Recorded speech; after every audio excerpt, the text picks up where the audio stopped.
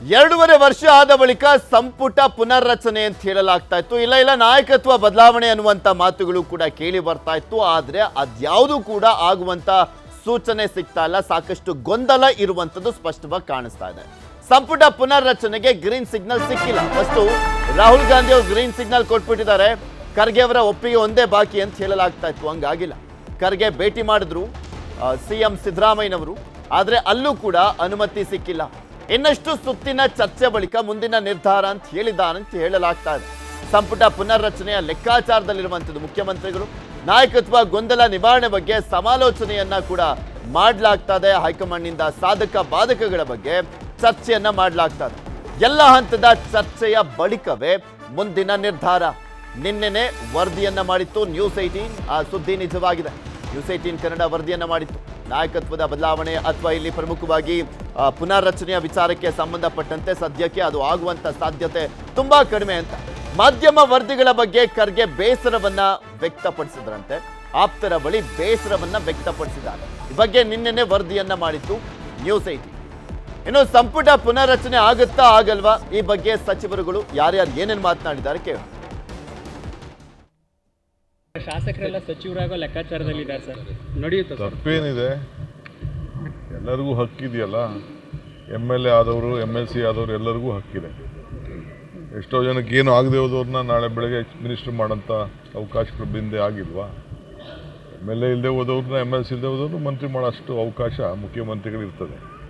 So ಯಾರು ಪಕ್ಷಕ್ಕೋಸ್ಕರ ದುಡಿದಿರ್ತಾರೆ ಅವರೆಲ್ಲ ಏನಾದ್ರು ಒಂದು ಅಧಿಕಾರ ಬೇಕು ಅಂತ ಆಸೆ ಪಡ್ತಾರೆ. ಅವ್ರ ಆಸೆಗೆ ನಾವು ತಪ್ಪು ಅಂತ ಹೇಳೋಕ್ಕಾಗ್ತದ? ಅವ್ರದ್ದೇ ಆದಂಥ ರೀತಿಯಲ್ಲಿ ಪಕ್ಷಕ್ಕೋಸ್ಕರ ಹೋರಾಟ ಮಾಡಿರ್ತಾರೆ, ತ್ಯಾಗ ಮಾಡಿರ್ತಾರೆ, ಶ್ರಮ ಪಟ್ಟಿರ್ತಾರೆ. ಸೊ ಅದೇನು ತಪ್ಪೇನಿಲ್ಲ. ಸಚಿವ ಸಂಪುಟ ಪುನರ್ರಚನೆ ಆಗುತ್ತಾ ಇಲ್ಲ ನಾಯಕತ್ವ ಬದಲಾವಣೆ ಆಗುತ್ತಾ ಸರ್? ಈ ಎಲ್ಲರೂ ಶಾಸ್ತ್ರಗಿಸ್ತಾ ಇದ್ದಾರೆ, ಎಲ್ಲರೂ ಗಿರಿಗಿರಿ ಶಾಸ್ತ್ರದವರು ಕೇಳಿ ಅವ್ರು ಮಾತಾಡ್ಬೋದು. ಕ್ಯಾಬಿನೆಟ್ ರೀಶಫಲ್ ಆಗಲಿ ಈ ವಿಚಾರಗಳೆಲ್ಲನೂ ಕೂಡ ಪಕ್ಷದ ಹೈಕಮಾಂಡ್ ತೀರ್ಮಾನ ಮಾಡ್ತದೆ. ACC ಅಧ್ಯಕ್ಷರು ಸೋನಿಯಾ ಗಾಂಧಿಯವರು, ರಾಹುಲ್ ಗಾಂಧಿಯವರು, ಮುಖ್ಯಮಂತ್ರಿಗಳು ಮತ್ತು KPCC ಅಧ್ಯಕ್ಷರು, ನಮ್ಮ ಜನರಲ್ ಸೆಕ್ರೆಟರಿ ಸುರ್ಜೇವಾಲಾ ಅವರು, ವೇಣುಗೋಪಾಲ್ ಅವರು, ಇವೆಲ್ಲರೂ ಕೂಡ ನಿರ್ಣಯ ಮಾಡ್ತಾರೆ. ಏನೇ ಇದ್ರೂ ಕೂಡ ನನಗೆ ಗೊತ್ತಿಲ್ಲ. ನನಗೆ ಹೈಕಮಾಂಡ್ ಇವತ್ತಿನ ದಿವಸ ಈ ಎಲ್ಲ ವಿಚಾರಗಳು ಅಪ್ರಸ್ತುತ. ಇದು ಏನೂ ನಮ್ಗೆ ಗೊತ್ತಿಲ್ಲ. ಅದು ACCಗೆ ಮತ್ತು ಅಧ್ಯಕ್ಷರಿಗೆ ಗೊತ್ತಿರೋ ವಿಷಯ. ಅವ್ರು ಕೂತ್ಕೊಂಡು ಏನು ಮಾಡಬೇಕು, ಏನು ಮಾಡಬಾರ್ದು, ಏನಾಗಬೇಕು, ಏನಾಗಬಾರ್ದು ಅವ್ರು ತೀರ್ಮಾನ ಮಾಡ್ತಾರೆ. ಮೊನ್ನೆ ಕೂಡ CM ಜೊತೆ ಹೋಗಿದ್ರಲ್ಲ ಸರ್? ಅಲ್ಲ, GM 40 ವರ್ಷದಿಂದ ಹೋಗೋದು ಬರೋದು ಇರೋದ್ರ ಜೊತೆಗೆ ಇದ್ದೇ ಇದ್ವಿ ನಾವು since 40 years. It's not A new thing. ಸಂಪುಟ ಪುನರ್ರಚನೆ ಆಗಬೇಕು, ಹೌದಾ? ಆಗ ಖಾತೆಗಳು ಬದಲಾವಣೆ ಆಗ್ತವೆ ಅನ್ನೋ ಸಂದರ್ಭ ಬರಬೇಕು. ಬಂದಾಗ ನನಗೇನಾದರೂ ಪೊಲೀಸ್ ಇಲಾಖೆ ಮೇಲೆ ಕೋಪ ಇದ್ದರೆ ಅಥವಾ ಇಷ್ಟ ಇಲ್ಲದೆ ಇದ್ದರೆ ಕೇಳಬೇಕು. ಇವ್ಯಾವೂ ನಡೆದಿಲ್ಲಲ್ಲ. ಇದ್ರ ಬಗ್ಗೆ ಮಾತನಾಡ್ತಾ ಹೋಗೋಣ. ಎಂದಿನಂತೆ ನನ್ನ ಕಲೀಗ್ಸ್ ಜಾಯ್ನ್ ಆದಾರೆ. ಅವ್ರು ಫಸ್ಟ್ ನಾವು ವೆಲ್ಕಮ್ ಮಾಡ್ಕೊಳ್ತೀನಿ. ನಮ್ಮ ಔಟ್ಪುಟ್ ಎಡಿಟರ್ ಆಗಿರುವಂಥ ಮಧು ಎಂಬುತ್ತುವಳಿ ಜಾಯ್ನ್ ಆಗಿದ್ದಾರೆ. ಮಧು ಕಾರ್ಯಕ್ರಮಕ್ಕೆ ನಮಸ್ತೆ. ನಮ್ಮ ಪೊಲಿಟಿಕಲ್ ಬ್ಯೂರೋ ಮುಖ್ಯಸ್ಥರಾಗಿರುವಂಥ ಚಿದಾನ್ ಪಟೇಲ್ ಕೂಡ ಜಾಯ್ನ್ ಆಗಿದ್ದಾರೆ. ಪಟೇಲ್ ಕಾರ್ಯಕ್ರಮಕ್ಕೆ ಸ್ವಾಗತ. ನಮಸ್ತೆ ಪೃಥ್ವಿ. ಮಧು, ಇಲ್ಲಿ ಸಂಪುಟ ಪುನರ್ರಚನೆ ಆದ ತಕ್ಷಣ ಸರ್ಕಾರ ಬಿದ್ದೋಗುತ್ತೆ ಅನ್ನುವಂಥ ಪರಿಸ್ಥಿತಿ ಅಂತೂ ಇಲ್ಲ. ಆದರೆ ಈ ಮುಂದೂಡಿಕೆ ಆಗ್ತಾ ಇರುವಂಥದ್ದು ನೋಡ್ತಾ ಇದ್ರೆ ಎಲ್ಲೋ ಒಂದು ಕಡೆ DK ಶಿವಕುಮಾರ್ ಅವರು ತುಂಬಾ ಪಟ್ಟನ್ನ ಹಿಡಿದಿದ್ದಾರೆ ಅನ್ನುವಂಥದ್ದು ಕಾಣಿಸುತ್ತೆ ಅಲ್ವಾ? ಅವ್ರಿಗೆ ನಾಯಕತ್ವ ಬದಲಾವಣೆ ಆಗಬೇಕು ಅನ್ನುವಂಥ ಕಾರಣಕ್ಕೋಸ್ಕರ ಇಷ್ಟು ಡ್ರ್ಯಾಗು ಮುಂದೂಡಿಕೆ ಆಗ್ತಾ ಇರುವಂಥದ್ದು ಒಂದು ಸಂದೇಶ ಅಲ್ವಾ? ಅಬ್ಸಲ್ಯೂಟ್ಲಿ ಇದು ಸಮಬಲದ ಹೋರಾಟ ನಡೀತಾ ಇರೋವಂಥದ್ದು ಹೌದು. ಈಗ ಚೆಂಡು ಬಂದು ಖರ್ಗೆ ಅವರ ಅಂಗಡದಲ್ಲಿದೆ. ಈಗ ಮೊನ್ನೆ ರಾಹುಲ್ ಗಾಂಧಿ ಅವ್ರನ್ನ ಭೇಟಿ ಮಾಡಿದರೆ ಸಿದ್ದರಾಮಯ್ಯ, ಅಫ್ಕೋರ್ಸ್ ಭೇಟಿಯಾದಂಥ ಸಂದರ್ಭದಲ್ಲಿ ಅದು ನಿಮಿಷನೋ ಗಂಟೆಯೋ ವಾಟ್ ಎವರ್, ಆದರೆ ಭೇಟಿಯಾದಂಥ ಸಂದರ್ಭದಲ್ಲಿ ಸಂಪುಟ ಪುನಾರಚನೆ ವಿಚಾರವನ್ನು ಪ್ರಸ್ತಾಪ ಮಾಡಿರ್ತಾರೆ. ಆ್ಯಸ್ ಯೂಶುವಲ್ ಅವ್ರ ಪ್ರೋಟೋಕಾಲ್ ರೀತಿ ನೀವು, ಯಾಕಂದರೆ ರಾಜ್ಯದವರು ಹೌದು, ಪ್ಲೇಯರು ರೀತಿಯೂ ಹೌದು, ರೆಫ್ರಿ ರೀತಿಯೂ ಹೌದು ಇರೋ ರೀತಿ ಅಂತ ಖರ್ಗೆ ಅವರು ಅಧ್ಯಕ್ಷರಾಗಿರೋದ್ರಿಂದ ಮತ್ತು ಆ ಒಂದು ಸಾಂದರ್ಭಿಕ ಒತ್ತಡ, ಬಿಹಾರ ಚುನಾವಣೆಯ ಅತಿದೊಡ್ಡ ಹೀನಾಯ ಸೋಲು ಏನಿದೆ ಮಹಾಗಠಬಂಧನ್ಗೆ, ಆ ಒಂದು ಹಿನ್ನೆಲೆಯಲ್ಲಿ ಇವರು ಎಲ್ಲವನ್ನು ಕೂಡ ಗ್ರೀನ್ ಸಿಗ್ನಲ್ ಕೊಟ್ಟಲಿಕ್ಕೆ ಸಾಧ್ಯ ಇಲ್ಲ. ನೀವು ಚರ್ಚೆ ಮಾಡಿ, ವೇಣುಗೋಪಾಲ್ ಇದ್ದಾರೆ, ಕಾರ್ಯದರ್ಶಿಗಳಿದ್ದಾರೆ ಮತ್ತು ಅಧ್ಯಕ್ಷರಿದ್ದಾರೆ, ಚರ್ಚೆ ಮಾಡಿ ಆಮೇಲೆ ಅಂತಿಮ ಮಾರಣ ಅನ್ನೋ ರೀತಿ ಒಂದು ಹೇಳಿರ್ಬೋದು. ಅದಾದ ಮೇಲೆ ಆ ಒಂದು ಭೇಟಿಯ ಸೀಮಿತ ಅವಧಿ ಏನಿತ್ತು, ಆ ಅವಧಿಯ ಒಳಗಡೆ ಆದಂಥ ಮಾತುಕತೆಗಳು ಏನು ಅನ್ನುವಂಥದ್ದು ಸಿದ್ದರಾಮಯ್ಯ ಅವರು ಮತ್ತು ರಾಹುಲ್ ಗಾಂಧಿ ಅವ್ರಿಗಷ್ಟೇ ಗೊತ್ತಿರುವಂಥದ್ದು. ಅದು ಎಷ್ಟೇ ನಿಮಿಷ ಮಾತುಕತೆ. ಅದಾದ ನಂತರ ಆದಂಥ ವರದಿಗಳ ಹಿನ್ನೆಲೆಯಲ್ಲಿ ಸಿದ್ದರಾಮಯ್ಯ ಬಣದ ವಿಶ್ವಾಸ ಸಹಜವಾಗಿ ಸ್ವಲ್ಪ ದುಪ್ಪಟ್ಟಾಗಿತ್ತು. ಬಿಹಾರ ಚುನಾವಣೆಯಲ್ಲಿ ಫಲಿತಾಂಶ, ಅಫ್ಕೋರ್ಸ್ ಅಂಥದ್ದೊಂದು ಫಲಿತಾಂಶ ಬರಬೇಕು ಅಂತ ಯಾವ ಕಾಂಗ್ರೆಸ್ಸಿಗರು ಕೂಡ ನಿರೀಕ್ಷೆ ಮಾಡಿರಲ್ಲ, ಅದು ಬೇರೆ. ಆದರೆ ಬಂದಿರುವಂಥ ಫಲಿತಾಂಶದ ಪೂರಕ ವಾತಾವರಣಗಳನ್ನು ನೋಡಿದಂಥ ಸಂದರ್ಭದಲ್ಲಿ ಅತಿ ಹೆಚ್ಚು ಲಾಭಾರ್ಥಿಯಾಗಿ ಕಾಣಿಸ್ತಾ ಇರುವಂಥದ್ದು ಸಿದ್ದರಾಮಯ್ಯ ಅವರು. ಸೊ ಈ ಹಿನ್ನೆಲೆಯಲ್ಲಿ ಗಟ್ಟಿಯಾಯಿತು ಏನು ಸಿದ್ದರಾಮಯ್ಯ ಅವರ ಸ್ಥಾನ ಅನ್ನೋ ಲೆಕ್ಕಾಚಾರದಲ್ಲಿ ಆ ಒಂದು ಬಣದ ನಾಯಕರು ಅತ್ಯಾಪ್ತರು ವಿಶ್ವಾಸದಲ್ಲಿದ್ದರು. ಅದೇ ವಿಶ್ವಾಸದಲ್ಲಿ ದೆಹಲಿ ಯಾತ್ರೆಯನ್ನು ಮಾಡಿರುವಂಥದ್ದು, ಹೇಗಾದರೂ ಮಾಡಿ ಗ್ರೀನ್ ಸಿಗ್ನಲ್ ತಗೊಂಡು ಬರಬೇಕು ಅನ್ನೋ ರೀತಿ. ಆದರೆ ಅದು ಆಗಿಲ್ಲ ಅನ್ನುವಂಥದ್ದು ಅವರ ಒಂದು ನಂತರದ ಹೇಳಿಕೆಗಳಲ್ಲಿ ಗೊತ್ತಾಗ್ತಾ ಇದೆ. ಖರ್ಗೆ ಅವ್ರ ಜೊತೆ ಮಾತನಾಡ್ತೀನಿ, ಮತ್ತು ಆಮೇಲೆ ಇಮಿಡಿಯೇಟಾಗಿ ಖರ್ಗೆ ಅವ್ರ ಹತ್ರ ಹೋಗಿದ್ದು, ಖರ್ಗೆ ಅವ್ರ ಜೊತೆ ಮಾತನಾಡಿ ಆಮೇಲೆ ನಾವು ತೀರ್ಮಾನವನ್ನು ತೆಗೆದುಕೋತೀವಿ ಅಂತ ಹೇಳಿರುವಂಥದ್ದು, ಇದೆಲ್ಲವೂ ಕೂಡ ಇನ್ನಷ್ಟು ನಿಷ್ಕರ್ಷೆ ನಡೀತಾ ಇದೆ, ಚರ್ಚೆಗಳು ನಡೀತಾ ಇದೆ. ನಾಯಕತ್ವದ ಗೊಂದಲದ ಬಗ್ಗೆ ಇರುವಂತಹ ಏನು ಒತ್ತಡದ ಏನು ವಾತಾವರಣ ಏನಿದೆ ಅಲ್ಲ, ಆ ಒತ್ತಡ ವಾತಾವರಣವನ್ನು ತಿಳಿಗೊಳಿಸದೆ ಯಾವುದೇ ಕಾರಣಕ್ಕೂ ಹೈಕಮಾಂಡಲ್ಲಿ ಶರಾ ಬರೆಯುವಂತಹ ವಿಶ್ವಾಸದಲ್ಲಿ ಅಥವಾ ಅಂಥದ್ದೊಂದು ಅವಕಾಶದಲ್ಲೂ ಕೂಡ ಇಲ್ಲ, ಅಂಥ ಆಪರ್ಚುನಿಟಿ ಕೂಡ ಇಲ್ಲ, ಅಂಥದ್ದೊಂದು ಚಾಯ್ಸ್ ಕೂಡ ಇಲ್ಲ ಹೈಕಮಾಂಡ್ಗೆ. ಇವಾಗ ಇದರ್ವೇ ನೀವಲ್ಲಿ ಡಿ ಕೆ ಶಿವಕುಮಾರ್ ಅವರನ್ನು ಕನ್ವಿನ್ಸ್ ಮಾಡಿ, ಇಲ್ಲ ಈ ಸಲ ನಿಮ್ಮನ್ನು ಆಗ್ತಾ ಇಲ್ಲ, ಇಫ್ ಇನ್ ಕೇಸ್ ಆಗಲ್ಲ ಅನ್ನೋದಾದರೆ, ಸಪೋಸ್ ಆಗಲ್ಲ ಅನ್ನೋದಾದರೆ ಆಗ್ತಾ ಇಲ್ಲ ಪಕ್ಷದ ಹಿತದೃಷ್ಟಿಯಿಂದ ಮತ್ತೊಂದು ದೃಷ್ಟಿಯಿಂದ ಅಲ್ಲೆಲ್ಲ ಲೆಕ್ಕಾಚಾರಗಳ ದೃಷ್ಟಿಯಿಂದ ಇದೊಂದು ಸಲ ಕಂಟಿನ್ಯೂ ಮಾಡಬೇಡ ಸಿದ್ದರಾಮಯ್ಯ ಅವ್ರನ್ನ ಅನ್ನೋ ರೀತಿ ಕನ್ವಿನ್ಸ್ ಮಾಡಾದರೂ ಮಾಡಬೇಕು. ಆದರೆ ಆ ಕನ್ವಿನ್ಸಿಂಗ್ ಅಟ್ ವಾಟ್ ಕಾಸ್ಟ್ ಅನ್ನುವಂತಹ ಪ್ರಶ್ನೆ ಬರುತ್ತೆ. ಆವಾಗ ಸಹಜವಾಗಿ ಇವರು ಪರ್ಯಾಯ ಬೇಡಿಕೆಗಳನ್ನು ಇಟ್ಟೇ ಇರ್ತಾರೆ.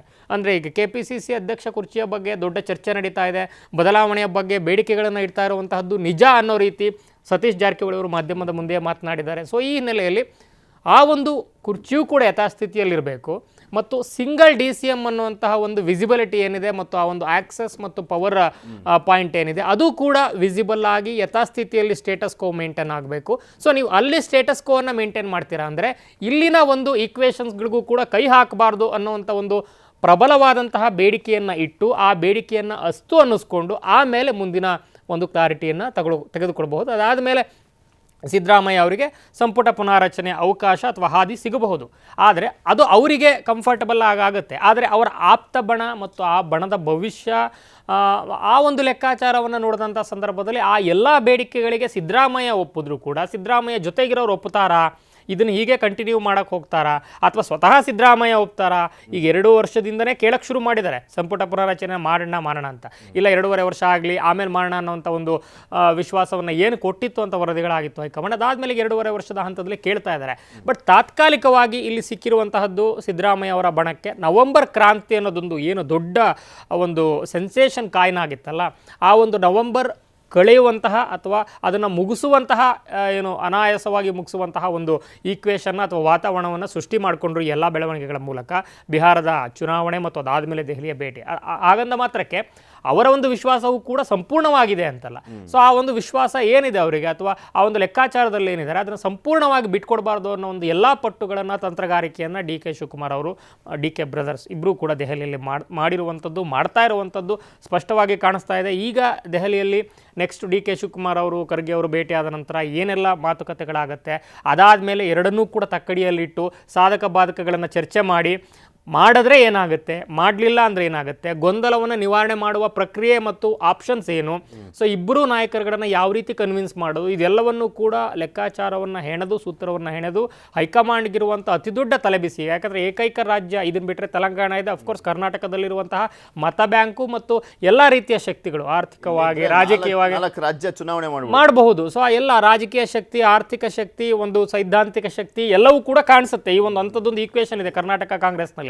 ಸೊ ಈ ಹಿನ್ನೆಲೆಯಲ್ಲಿ ಹೇಗೆ ಇದನ್ನು ತಲೆಬಿಸಿ ಆಗದೆ ರೀತಿ ಮ್ಯಾನೇಜ್ ಮಾಡ್ಕೊಳ್ತೀವಿ ಅನ್ನೋ ಒಂದು ಲೆಕ್ಕಾಚಾರದಲ್ಲಿ ಅವರೇ ಇದ್ದಾರೆ. ಈಗ ಬಿಹಾರ ಚುನಾವಣೆ ಸೋತಾದ್ಮೇಲೆ ಪರಾಮರ್ಶೆಯ ಪ್ರಕ್ರಿಯೆಯಲ್ಲಿದ್ದಾರೆ. ಅದರ ಜೊತೆಗೆ ಕರ್ನಾಟಕದಲ್ಲಿ ಯಾವುದೇ ರೀತಿ ಅಸ್ಥಿರತೆ ಆಗಬಾರ್ದು, ಗೊಂದಲಗಳು ಇನ್ನಷ್ಟು ದೊಡ್ಡದೂ ಆಗಬಾರ್ದು. ಹಾಗಂತ ಅಸ್ಥಿರತೆಗೆ ಆ ಗೊಂದಲಗಳನ್ನು ನಿವಾರಣೆ ಮಾಡುವಂಥ ಪ್ರಯತ್ನಕ್ಕೆ ಕೈ ಹಾಕಿದಂಥ ಸಂದರ್ಭದಲ್ಲಿ ಅಸ್ಥಿರತೆಗೆ ಹಾದಿಯೂ ಕೂಡ ಆಗಬಾರ್ದು ಅನ್ನೋ ಲೆಕ್ಕಾಚಾರದಲ್ಲಿ ಸಮಸೂತ್ರ ಒಂದನ್ನು ಹುಡುಕುವಂಥ ಪ್ರಕ್ರಿಯೆಯಲ್ಲಿ ಹೈಕಮಾಂಡ್ ಕಾಣಿಸ್ತಾ ಇದೆ. ಓಕೆ ಪಟ್ಟರೆ, ಇಲ್ಲಿ ಮೇ ಬಿ ಯಾರು ಕನ್ವಿನ್ಸ್ ಆಗ್ತಾರೆ ಅನ್ನುವಂಥದ್ದಕ್ಕೂ ಕೂಡ ಉತ್ತರ ಸಿಗಬೇಕು ಅಂತ ಕಾಣಿಸುತ್ತೆ. ಬಿಕಾಸ್ ಇಷ್ಟೊಂದು ಡ್ರ್ಯಾಗ್ ಮಾಡ್ತಾ ಇರುವಂಥ ಹಿನ್ನೆಲೆಯಲ್ಲಿ ಅಕಸ್ಮಾತ್ ಸಿದ್ದರಾಮಯ್ಯನವ್ರನ್ನೇ ಕಂಟಿನ್ಯೂ ಮಾಡೋದಾದರೆ, ಅಧಿಕಾರ ಹಸ್ತಾಂತರ ಅನ್ನುವಂಥ ಹಂಚಿಕೆಯ ಸೂತ್ರ ಏನಾದರೂ ಮಾತುಕತೆ ಆಗಿದೆ ಆದರೆ ಎಷ್ಟು ದಿನ ಕಂಟಿನ್ಯೂ ಮಾಡ್ತೀರಾ ಅನ್ನುವಂಥದ್ರ ಬಗ್ಗೆ ಕ್ಲಾರಿಟಿ ಬೇಕೇ ಬೇಕು ಅನ್ನುವಂಥ ಪಟ್ಟು ಅಂತ ಕಾಣಿಸುತ್ತೆ. ಅದಾದಮೇಲೆ ಗೀಶಫಲ್ ಏನಾದರೂ ಮಾಡಂಗಿದ್ರು ಮಾಡ್ಕೊಳ್ಳಿ ಅನ್ನುವಂಥದ್ರ ಬಗ್ಗೆ ಏನಾದರೂ DK ಶಿವಕುಮಾರ್ ಅವರ ಒತ್ತಡ ಇದೆಯಾ? ಅಫ್ಕೋರ್ಸ್ ನಿಮಗೆ ಯಾರು ಮುಖ್ಯಮಂತ್ರಿ ಹುದ್ದೆನ ಯಾರು ಬಿಟ್ಕೊಡ್ತಾರೆ? ಯಾರಿಗೆ ಕನಸಿಲ್ಲ ಹೇಳಿ? ಮುಖ್ಯಮಂತ್ರಿ ಹುದ್ದೆ ಅದು 1 ನಿಮಿಷ ಇರ್ಬೋದು, 1 ದಿನ ಇರ್ಬೋದು, 1 ವರ್ಷ ಇರ್ಬೋದು, 1 ತಿಂಗಳು ಇರ್ಬೋದು. Chief minister. ಹಾಗಾಗಿ ಅದು ಹಲವಾರು ಕನಸು. ತುಂಬ ಪಕ್ಷಕ್ಕಾಗಿ ದುಡಿದಂಥವ್ರು ವರ್ಷಾನುಗಟ್ಟಲೆ ಎಲ್ಲ. ಈಗ ಖರ್ಗೆ ಅವರೇ ಇಟ್ಕೊಳ್ಳಿ, 50 ವರ್ಷ ರಾಜಕೀಯ ಜೀವನವನ್ನು ಸೇವಿಸಿದ್ದಾರೆ. ಈ ರಾಜ್ಯದ ಮುಖ್ಯಮಂತ್ರಿ ಆಗಲಿಲ್ಲ, ಅವಕಾಶ ಕೂಡ ಹೋಯಿತು, ಆದರೂ ಕೂಡ ಅವಕಾಶವನ್ನು ಅವ್ರ ಕಡೆಯವರೇ ತಪ್ಪಿಸಿದ್ರು. ನಿಮಗೆ 2000ರಲ್ಲಿ SM ಕೃಷ್ಣರವರು ಮತ್ತು ಖರ್ಗೆ ಅವರ ಶಾಸಕಾಂಗ ಸಭೆಯಲ್ಲಿ ಮೋರ್ ದೆನ್ 60+ MLAಗಳು ಮಲ್ಲಿಕಾರ್ಜುನ್ ಖರ್ಗೆ ಪರವಾಗಿದ್ರು. ಆದರೆ ಕಾಂಗ್ರೆಸ್ನಲ್ಲಿ ಅವತ್ತು ಹೈಕಮಾಂಡ್ ಲಾಬಿ ಅಂತಿತ್ತು. ಇವತ್ತು ಹೈಕಮಾಂಡ್ ಲಾಬಿ ಮಾಡೋ ಪರಿಸ್ಥಿತಿಯಲ್ಲೂ ಇಲ್ಲ, ಹೈಕಮಾಂಡ್ ಕೂಡ ರಾಜ್ಯಗಳನ್ನು ಕಂಟ್ರೋಲ್ ತೆಗೆದುಕೊಳ್ಳೋ ಸ್ಥಿತಿ ಇಲ್ಲ. ಅವತ್ತು SM ಕೃಷ್ಣ ಸುತ್ತ ಗುಲಾಂ ನಬಿ ಆಜಾದ್ ಇದ್ದರು, ಅಹಮದ್ ಪಟೇಲ್ ಇದ್ದರು. ಆ ಲಾಬಿಯಿಂದ ಅವತ್ತು SM ಕೃಷ್ಣ ಅವರು ಮುಖ್ಯಮಂತ್ರಿ ಆದರು. ಅವತ್ತು ಮಲ್ಲಿಕಾರ್ಜುನ್ ಖರ್ಗೆ ಅವ್ರಿಗೆ ಅವಕಾಶ ಇತ್ತು, ಆಗಲಿಲ್ಲ. ನಂತರ ನಂತರದ ಅನೇಕ ಅವಕಾಶಗಳಿದ್ವು. ದೇವೇಗೌಡರು ಮಲ್ಲಿಕಾರ್ಜುನ್ ಖರ್ಗೆ ಹೆಸರು ಹೇಳಲಿಲ್ಲ, ಆಯಿತು. ಅದಾದ ನಂತರ ಈಗ ಅವರು ರಾಜ್ಯಸಭಾ ಮೆಂಬರ್ ಹಾಕಿಂತ ಈಗ ಮತ್ತೆ ಅವಕಾಶಗಳಿತ್ತು, ಅವಕಾಶಗಳು ಸಿಗಲಿಲ್ಲ. ಹಾಗಾಗಿ ಈ ಮುಖ್ಯಮಂತ್ರಿ ಹುದ್ದೆ ಅನ್ನೋದು ಅಷ್ಟು ಸುಲಭದ ಮಾತಲ್ಲ, ಅದಕ್ಕೂ ಒಂದು ಶ್ರಮ ಬೇಕು, ಪ್ರತಿಫಲ ಬೇಕು. ಹಾಗಾಗಿ ನಾನು ಶ್ರಮ ಮತ್ತು ಪ್ರತಿಫಲದ ಕಾರಣಕ್ಕಾಗಿ ನನಗೆ ಮುಖ್ಯಮಂತ್ರಿ ಮಾಡಿ ಅಂತ ಹೇಳಿರ್ತಕ್ಕಂಥದ್ದು.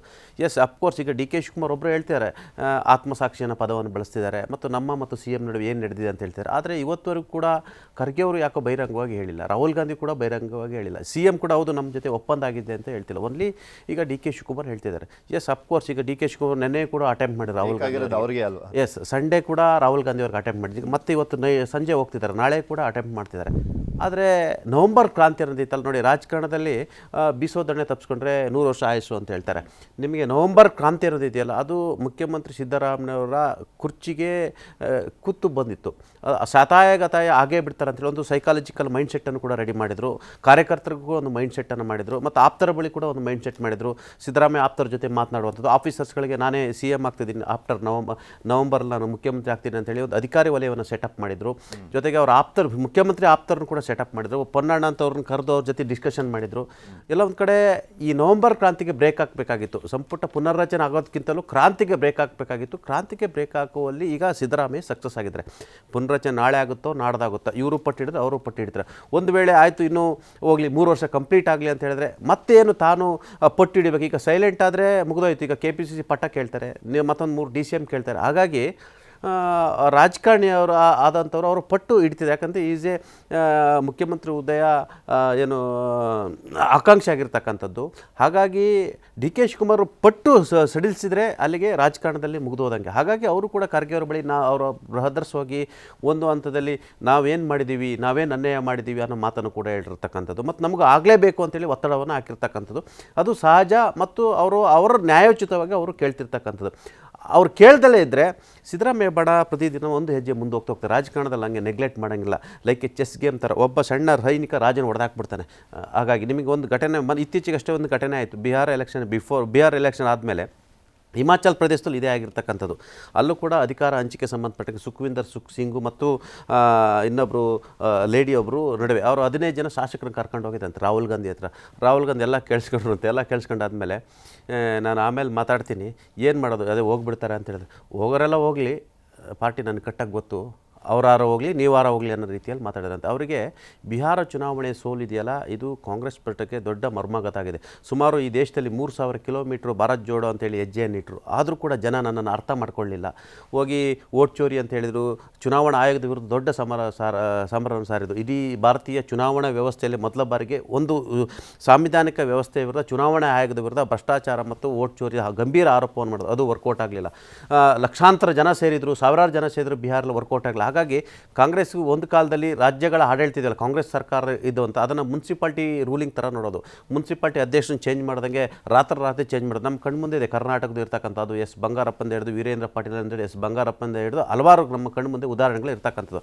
ಅಂಥ ಕಾಂಗ್ರೆಸ್ ಹೈಕಮಾಂಡ್ ಈಗ ಅನಿವಾರ್ಯವಾಗಿ ಆಯಾ ರಾಜ್ಯಗಳ ನಾಯಕತ್ವಕ್ಕೆ ಮಂಡಿ ಊರಿ ಕೂರುವಂಥ ಸ್ಥಿತಿ ಎದುರಾಗಿದೆ. ಇದಕ್ಕೆ ಯಾರು ಕಾರಣ? ಅದು ಕೂಡ ಕಾಂಗ್ರೆಸ್ನ ಸ್ವಯಂಕೃತ ಅಪರಾಧಗಳು ಇರ್ತಕ್ಕಂಥದ್ದು, ತುಷ್ಟೀಕರಣ ರಾಜಕಾರಣ ಮತ್ತು ರಾಜಕೀಯ ಬದಲಾವಣೆ ಆಗಲಿಲ್ಲ. ಹಳೆಯ ಗೊಡ್ಡು ಸಂಪ್ರದಾಯದಲ್ಲಿರ್ತಕ್ಕಂಥ ಮತ್ತು BJPಯ ಅವರ ರಾಜಕೀಯ ಸ್ಟ್ರಾಟಜಿ ಮುಂದೆ ಇವರು ವೀಕ್ ಆಗಿರ್ತಕ್ಕಂಥ. ಅವರು 15 ಇಯರ್ಸ್ ಫಾಸ್ಟ್ ಇದ್ದಾರೆ. ಈಗ ಈ ಒಂದು ಎಲೆಕ್ಷನ್ ಇದೆಯಲ್ಲ, ಅವರು 15 ವರ್ಷದ ಮುಂಚಿತವಾಗಿ ಏನು ಎಲೆಕ್ಷನ್ ಮಾಡಬೇಕು ಆ ಥರ ಮಾಡ್ತಾರೆ. ಕಾಂಗ್ರೆಸ್ ಅದೇ ಗೊಡ್ಡು ಸಂಪ್ರದಾಯದಲ್ಲಿರ್ತಕ್ಕಂಥದ್ದು. ಎಸ್, ನೀವು ಹೇಳ್ದಂಗೆ ಕರ್ನಾಟಕ ಕಾಂಗ್ರೆಸ್ ಸದ್ಯಕ್ಕೆ ನವಂಬರ್ ಕ್ರಾಂತಿಗೆ ಬ್ರೇಕ್ ಬಿದ್ದಿದೆ. ಇಲ್ಲಿ 50-50. ಇಲ್ಲಿ DK ಶಿವಕುಮಾರ್ಗೂ ನಿರಾಸೆ, ಸಿದ್ದರಾಮಯ್ಯಗೂ ಪ್ಲಸ್ ಅಂತ ಹೇಳ್ಬೋದು. ಯಾಕಂತ ಹೇಳಿದ್ರೆ ಎಲ್ಲ ಒಂದು ಕಡೆ ಇನ್ನೇನು ನವಂಬರ್ಲಿ ಆಗೇ ಬಿಡ್ತಂತೇಳಿ ಅವ್ರ ಆಪ್ತರು ಹೇಳ್ತಿದ್ರು, ಎಲ್ಲರೂ ಹೇಳ್ತಾಯಿದ್ರು. ಮತ್ತು ಕೆಲವು ಸ್ವಾಮೀಜಿಗಳು ಮುಹೂರ್ತನೇ ಅವರೇ ಫಿಕ್ಸ್ ಮಾಡಿದರು, ಸ್ವಾಮೀಜಿಗಳೇ ಮುಹೂರ್ತ ಫಿಕ್ಸ್ ಮಾಡಿಬಿಟ್ಟಿದ್ರು, ಟೈಮು ಡೇಟು ಎಲ್ಲ. ಆದರೆ ಎಲ್ಲ ಒಂದು ಕಡೆ ಇನ್ನೇನು ಸಿದ್ದರಾಮಯ್ಯನವರು ಕೆಳಗೆ ಇಳಿಸೇ ಬಿಡ್ತಾರೆ ಅಂತ ಹೇಳಿದ್ರು. ಬಿಹಾರ ಚುನಾವಣೆ ಸಿದ್ದರಾಮಯ್ಯನವರಿಗೆ ಎಲ್ಲ ಒಂದು ಕಡೆ ಅದು ಮರಳುಗಾಡಿನ ಒಯಸಿಸ್ ಥರ ಆಗಿರ್ತಕ್ಕಂಥದ್ದು, ಈ ಸಂದರ್ಭದಲ್ಲಿ ಆಗಿರ್ತಕ್ಕಂಥದ್ದು. ಅವರಿಗೆ ಸಂಪುಟ ಪುನರಚನೆ ಆಗುತ್ತೋ ಬಿಡುತ್ತೋ ಎಲ್ಲ ಗೊತ್ತಿಲ್ಲ. ನವೆಂಬರ್ ಕ್ರಾಂತಿಯನ್ನು ಮುಂದೂಡಬೇಕಿತ್ತು, ಮುಂದೂಡಿಸುವಲ್ಲಿ ಯಶಸ್ವಿಯಾಗಿದ್ದಾರೆ. ಮತ್ತು ಮಲ್ಲಿಕಾರ್ಜುನ್ ಖರ್ಗೆ ಅವರು ಜಾಣ ಹೆಜ್ಜೆ ಇಟ್ಟಿದ್ದಾರೆ. ಈಗ ಯಾವ ಡಿಸಿಷನ್ ತಗೊಳಕ್ಕಾಗಲ್ಲ, ಅವರು ಕರ್ನಾಟಕದವರು. ಒಂದು ವೇಳೆ ಅವ್ರು ಯಾವುದೇ ಡಿಸಿಷನ್ ತೆಗೆದುಕೊಟ್ರೆ ರಾಜಕೀಯವಾಗಿ ಅವ್ರಿಗೆ ಹೊರ್ತಾ ಬೀಳಲ್ಲ, ಅವರ ಮಗನಿಗೆ ಹೊರ್ತಾ ಬೀಳುತ್ತೆ. ಫ್ಯೂಚರ್ ಲೀಡರ್ ಆಗಬೇಕಾಗಿರೋದು ಪ್ರಿಯಾಂಕ್ ಖರ್ಗೆ. ಮತ್ತು ಇಲ್ಲಿರ್ತಕ್ಕಂಥ ಲೀಡರ್ನ ಯಾಕೆ ಎದುರಾಕಂತಾರೆ ಅವರು? ಡಿ ಕೆ ಶಿವಕುಮಾರ್ ಅವರು ಎದುರಾಕಂತಾರ, ಇಲ್ಲ ಸಿದ್ದರಾಮಯ್ಯ ಎದುರಾಕಂತಾರೆ. ಇಬ್ಬರನ್ನೂ ಎದುರಾಕೊಂಡ್ರೆ ರಾಜಕೀಯ ಮಾಡೋಕ್ಕಾಗಲ್ಲ. ನಾನು ಯಾಕೆ ಈ ಉಸಾಬರಿ ಅಂತೇಳಿ ಅವರು ಕೂಡ ಚೆಂಡೀಗ ರಾಹುಲ್ ಹಂಗಳಕ್ಕೆ ಎಸ್ಬಿಟ್ಟಿದ್ದಾರೆ. ರಾಹುಲ್ ಗಾಂಧಿ ನಿರ್ಧಾರ ಮೇಲೆ ಎಲ್ಲವೂ ಕೂಡ ಆಗುತ್ತೆ ಅಂತ ಹೇಳ್ತಿದ್ದಾರೆ. ಸದ್ಯ ಡಿಸೆಂಬರ್ 8ರಿಂದ ಬಹುಶಃ ಇದು ಬೆಳಗಾವಿ ಅಧಿವೇಶನ ಆಗುತ್ತೆ. ನಂತರ ಬಹುಶಃ ಇದು ಹಿಂಗೆ ಮುಂದೂಡ್ತಾ ಹೋಗಿ ಒಂದು ಸೆಟಲ್ ಹಂತಕ್ಕೆ ಬರೋ ಚಾನ್ಸಸ್ ಇರುವಂಥದ್ದು. ಮಧು, ಯಥಾಸ್ಥಿತಿಯನ್ನು ಕಂಟಿನ್ಯೂ ಮಾಡಿದ್ರೆ ಒಂದು ಡಿ ಕೆ ಶಿವಕುಮಾರ್ ಅವ್ರಿಗೂ ಹೋಪ್ಸ್ ಇರುತ್ತೆ, ಮೇ ಬಿ ಚೇಂಜ್ ಮಾಡ್ಬೋದು ಅಂತ. ಇನ್ನೊಂದು ಕಡೆ ಸಿದ್ದರಾಮಯ್ಯನವ್ರಿಗೂ ಒಂದು ರೀತಿಯಾದಂಥ ಆತಂಕ, ಆದರೂ ಕೂಡ ಓಕೆ ನಾನು ಕಂಟಿನ್ಯೂ ಮಾಡಿದ್ರಲ್ಲ ಅನ್ನುವಂಥ ಸಮಾಧಾನ. ಸೊ ಹೀಗಾಗಿ ಅದನ್ನೇ ಕಂಟಿನ್ಯೂ ಮಾಡುವಂಥ ಸಾಧ್ಯತೆ ಇದೆಯಾ? ಯಾವುದನ್ನು ತೆಗೆದುಕೊಳ್ಳೋದು ಬೇಡಪ್ಪ, ಸುಮ್ಮನೆ ಯಾಕೆ ಗೊಂದಲ ಮಾಡಬೇಡ? ಸದ್ಯದ ಪರಿಸ್ಥಿತಿಯಲ್ಲಿ ಹೈಕಮಾಂಡ್ ಮುಂದಿರುವಂತಹ ಏಕೈಕ ಆಯ್ಕೆ ಮತ್ತು ಆದ್ಯತೆ ಅದೇ ಕಾಣಿಸ್ತಾ ಇರುವಂಥದ್ದು. ಯಥಾಸ್ಥಿತಿಯನ್ನು ಮಾಡದೆ ಯಾವುದೇ ಬಣದ ಕಡೆ ಅಥವಾ ಯಾವುದೇ ನಾಯಕನ ಪರವಾಗಿ ವಾಲುವಂತಹ ಪ್ರಕ್ರಿಯೆ ಬಂದಂಥ ಸಂದರ್ಭದಲ್ಲಿ ಅದರ ರೆಪರ್ಕೇಷನ್, ಓಕೆ ಇವರು ಏನು ಕಟ್ಟಾಳು, ಕಾಂಗ್ರೆಸ್ನ ಕಟ್ಟಾಳು, ಅದನ್ನೇ ಪದೇ ಪದೇ ಹೇಳ್ತಾರೆ. ಮೊನ್ನೆ ದೆಹಲಿಯಲ್ಲೂ ಕೂಡ ಹೇಳ್ತಾರೆ, ಯಾವುದೇ ರೀತಿ ಆಪರೇಷನ್ ಕ್ರಾಂತಿಯೋ ಅಥವಾ ಬೇರೆ ವ್ಯತಿರಿಕ್ತ ಕ್ರಾಂತಿಗಳನ್ನು ಮಾಡುವಂತಹ ಪ್ರಕ್ರಿಯೆಗಳಿಗೆ ಅಂಥದ್ದೊಂದು ಕೈ ಹಾಕದೇ ಇರ್ಬೋದು. ಆದರೆ ಆ ಒಂದು ಸ್ಟ್ರೆಸ್ ಕ್ರಿಯೇಟ್ ಆಗಿರುವಂಥದ್ದು ಮುಂದಿನ ಒಂದು ಆರ್ಗನೈಸೇಷನಲ್, ಈಗ ಓಕೆ ಈಗ ಸಿದ್ದರಾಮಯ್ಯ ಅವರ ಜೊತೆ ಅಹಿಂದ ವರ್ಗ ಅತಿದೊಡ್ಡ ಮತ ಬ್ಯಾಂಕ್ ನಿಲ್ತು ಮತ್ತು ಅದು ಬಹುಮತವಾಗಿ ಕನ್ವರ್ಟ್ ಆಯಿತು, ಅತಿದೊಡ್ಡ ಭರ್ಜರಿ ಬಹುಮತವಾಗಿ ಕನ್ವರ್ಟ್ ಆಯಿತು ಅನ್ನೋ ಒಂದು ಲೆಕ್ಕಾಚಾರ ವಾಸ್ತವ ಇದ್ದರೂ ಕೂಡ ಅದಕ್ಕೆ ಸಂಘಟನೆಯ ತಳಹದಿ ಡಿ ಕೆ ಶಿವಕುಮಾರ್ ಅವರ ಶ್ರಮ ಮತ್ತು ಅವರ ಒಂದು ಏನು ಪೊಲಿಟಿಕಲ್ ಮಾರ್ಕೆಟಿಂಗು ಬೇಕಿರುವಂಥ ಕಾರ್ಪೊರೇಟ್ ಸ್ಟ್ರಕ್ಚರು ಪಾರ್ಟಿ ಕೊಟ್ಟಿದ್ದಂಥದ್ದು ಬೇರೆ ಎಲ್ಲ ರಾಜ್ಯ ಘಟಕಗಳಿಗೆ ಕಂಪೇರ್ ಮಾಡಿದ್ರೆ ಇಲ್ಲಿ ಸಿಕ್ಕಿರುವಂತಹ ಒಂದು boost in terms of organisation skills. ಮತ್ತು ಈಗ 100 ಕಾಂಗ್ರೆಸ್ ಕಚೇರಿಗಳನ್ನು ಮಾಡ್ತೀನಿ ಅಂತ ಹೊರಟಿರುವಂಥದ್ದು. ಸೊ ಕಾಂಗ್ರೆಸ್ನ ಕಾರ್ಯಕರ್ತರಲ್ಲೂ ಕೂಡ ನಮ್ಮ ಪಕ್ಷದಲ್ಲೂ ಏನೋ ಚಟುವಟಿಕೆಗಳು ಆಗ್ತಾ ಇದೆ ವೈಬ್ರೆಂಟ್ ಆಗಿ ಅಂತ ತೋರಿಸುವಂಥ ಪ್ರಯತ್ನವನ್ನು to some extent D K Shivakumar ಅವರು ಮಾಡಿದ್ದಾರೆ. ಸೊ ಆ ಹಿನ್ನೆಲೆಯಲ್ಲಿ ಅವ್ರನ್ನ ಕಂಪ್ಲೀಟಾಗಿ ಅಂಡರ್ಮೈನ್ ಮಾಡಿ ಈಗ ಯಾವುದೇ ನಿರ್ಧಾರಗಳನ್ನು ತೆಗೆದುಕೊಳ್ಳಿಕ್ಕೆ ಸಾಧ್ಯ ಇಲ್ಲ. ಆ ರೀತಿ ಆಗಿದ್ದಿದ್ರೆ ಕಳೆದ ಸಲ ಅಧಿಕಾರಕ್ಕೆ ಬರುವಂಥ ಸಂದರ್ಭದಲ್ಲಿ ಅದನ್ನು ಮಾಡ್ಬೋದಾಗಿತ್ತು, ಆವಾಗಲೇ 3 DCM ಮಾಡ್ಬಿಡ್ಬೋದಾಗಿತ್ತಲ್ಲ. ಅವತ್ತು ಮನ್ನಣೆ ಸಿಕ್ಕಿದೆ ಡಿ ಕೆ ಶಿವಕುಮಾರ್ ಅವರಿಗೆ ಆ ಒಂದು ಹಂತದಲ್ಲಿ ಅಂತಂದರೆ ಇವತ್ತು ಕೂಡ ಸಿಕ್ಕೇ ಸಿಗುತ್ತೆ ಅನ್ನೋ ವಿಶ್ವಾಸ ಅವರಿಗೂ ಇದೆ, ಮತ್ತು ಕೊಡಲೇಬೇಕು ಆ ಒಂದು ಮನ್ನಣೆಯನ್ನು ಅನ್ನುವಂಥ ಒತ್ತಡ ಹೈಕಮಾಂಡ್ಗೂ ಕೂಡ ಇದೆ. ಸೊ ಈ ಹಿನ್ನೆಲೆಯಲ್ಲಿ ಅವ್ರನ್ನ ಸಂಪೂರ್ಣವಾಗಿ ಪಕ್ಕಕ್ಕಿಟ್ಟು ನಿರ್ಧಾರಗಳನ್ನು ತೆಗೆದುಕೊಳ್ಳಲಿಕ್ಕೆ ಸಾಧ್ಯ ಆಗದೇ ಇರುವಂಥ ಸಂದರ್ಭದಲ್ಲಿ ಯಥಾಸ್ಥಿತಿಯನ್ನು ಮುಂದುವರಿಸಿದ್ರೆ ಇಬ್ಬರೂ ಕೂಡ 50-50 ಭಾಗ ಸೋಲು, 50-50 ಭಾಗ ಗೆಲುವು ಇಬ್ಬರಿಗೂ ಆಗುತ್ತೆ. ಆ ಮೂಲಕ ಅವರು ಕಂಟಿನ್ಯೂ ಮಾಡಿದಂಥ ಅಥವಾ ದೇವರಾಜ ಅರಸು ಅವರ ಒಂದು ದಾಖಲೆಯನ್ನು ಮುರಿದಂತಹ ಒಂದು ಸಮಾಧಾನ, ರಾಜಕೀಯ ಸಮಾಧಾನ ಅವ್ರಿಗೆ ಸಿಗುತ್ತೆ. ಮುಂದೊಂದು ದಿನ ನಾನು ಅನ್ಕೊಂಡ ರೀತಿ ಆಗತ್ತೆ ಸುಗಮವಾಗಿ ಅನ್ನೋ ಹೋಪ್ಸ್ ಆದರೂ ಕೂಡ ಇವರಲ್ಲಿ ಉಳಿಯುತ್ತೆ. ಸೊ ಆ ಹಿನ್ನೆಲೆಯಲ್ಲಿ ಹೈಕಮಾಂಡ್ಗಿರುವಂಥ ಸದ್ಯದ ಆಯ್ಕೆ ಅಂತಂದರೆ ಸ್ಟೇಟಸ್ ಕೋವನ್ನು ಮೇಂಟೈನ್ ಮಾಡೋದು. ಆ ಲೆಕ್ಕಾಚಾರದಲ್ಲಿ ಹೊರ ಹೋಗುವಂಥ ಆತಂಕದಲ್ಲಿದ್ದಂಥ ಮಿನಿಸ್ಟ್ರಿಗಳು ಕೆಲವರು ಸಮಾಧಾನದ ನಿಟ್ಟುಸಿರನ್ನು ಬಿಡಬಹುದು. ಇಲ್ಲಿ ಖುಷಿ ಅಂದ್ರೆ ಯಾರು ಈಗ ಕಂಟಿನ್ಯೂ ಆಗ್ತಾರಲ್ಲ ಅವ್ರಿಗೆ ಎಲೆಕ್ಷನ್ಗಳು ಬರ್ತವೆ. ಈಗ ಸುಪ್ರೀಂ ಕೋರ್ಟ್ ಹೇಳಿದರೆ ಡಿಸೆಂಬರ್ 5 ನೀವು ನೋಟಿಫಿಕೇಶನ್ ಹೊಡಿಸ್ಬೇಕು BB ಅಂತ. ಮೇ ಬಿ ಜನವರಿ ಫೆಬ್ರವರಿ ಬರ್ತದೆ. ಮತ್ತು ಗ್ರಾಮ ಪಂಚಾಯತ್ ಎಲೆಕ್ಷನ್ ಬರುತ್ತೆ. ಅದಾದ ತಕ್ಷಣ ಜಿಲ್ಲಾ ಪಂಚಾಯತ್, ತಾಲೂಕು ಪಂಚಾಯತ್, ಅದಾದ ತಕ್ಷಣ ನಗರಸಭೆ ಮತ್ತು ಪುರಸಭೆ, ಪಟ್ಟಣ ಸಭೆಗಳು ಬರ್ತಾ ಇದೆ. ಅದಾದ ತಕ್ಷಣ ಕೇರಳ ಮತ್ತು ತಮಿಳುನಾಡು ಎಲೆಕ್ಷನ್ಗಳು ಬರ್ತಿದ್ದಾವೆ. ಇನ್ನು ಆಫ್ಟರ್ ಡಿಸೆಂಬರ್ ನಂತರ ಎಲ್ಲವೂ ಕೂಡ ಮತ್ತೆ ಇಂತಹ ಎಲೆಕ್ಷನ್ಗಳ ಟೈಮಲ್ಲಿ ಅದು ಯಾವುದೇ ಪಕ್ಷ ಆಗಿರಲಿ, ಇರ್ರೆಸ್ಪೆಕ್ಟಿವ್ ಆಫ್ ಎನಿ ಪಾರ್ಟಿ, ಹೊರಗಿನ ರಾಜಕೀಯ ಶತ್ರುಗಳಿಗಿಂತ ಒಳಗಿನ ಒತ್ತಡಗಳು ಅತಿ ದೊಡ್ಡ ಕಾಸ್ಟ್ಲಿ ಆಗ್ತವೆ. ಸೊ ಆ ಹಿನ್ನೆಲೆಯಲ್ಲಿ ಪ್ರತಿಯೊಂದು ಪಕ್ಷವೂ ಕೂಡ, ಅದು ಬಿಜೆಪಿಯು ಕೂಡ ಕಳಿಸಲು ಅನುಭವಿಸ್ತು, JDS ಅಲ್ಲೂ ಕೂಡ ಅಂತಹ ಬೆಳವಣಿಗೆಗಳಾಗಿದೆ. ಸೊ ಈ ಹಿನ್ನೆಲೆಯಲ್ಲಿ ಕಾಂಗ್ರೆಸ್ ಅತ್ಯಂತ ಅಳೆದು ತೂಗಿ ಜಾಣತನದಿಂದ ಅಥವಾ ಸಮಾಧಾನದಿಂದ ನಿರ್ಧಾರ ತೆಗೆದುಕೊಳ್ಳುವಂತಹ ಒತ್ತಡದ ಪರಿಸ್ಥಿತಿಯಲ್ಲಿ ಹೈಕಮಾಂಡ್ ಇದೆ. ಏನಾಗುತ್ತೆ